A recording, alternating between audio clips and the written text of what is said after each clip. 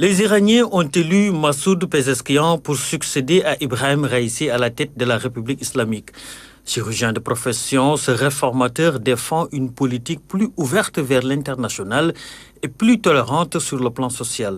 L'élection de ce réformateur et modéré de 69 ans pourrait signifier le retour des relations avec les États-Unis, ennemis de la République islamique d'Iran, mais aussi avec les pays européens afin de sortir le pays de son isolement.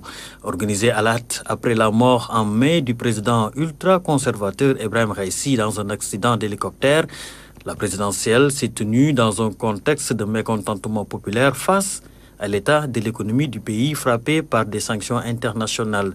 À l'issue du second tour du scrutin vendredi, il a recueilli 53,6% des voix contre 44,3% à son adversaire selon les résultats définitifs communiqués par les autorités électorales.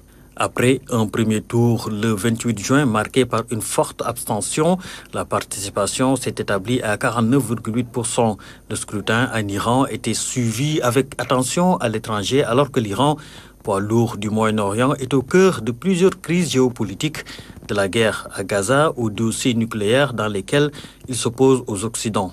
Il a ainsi promis de négocier avec Washington pour relancer les pourparlers sur le nucléaire iranien au point mort depuis le retrait américain en 2018 d'un accord international conclu en 2015.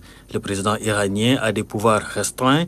Il est chargé d'appliquer à la tête du gouvernement les grandes lignes politiques fixées par le guide suprême l'Ayatollah Ali Khamenei, qui est le chef de l'État et l'ultime décideur sur les dossiers stratégiques.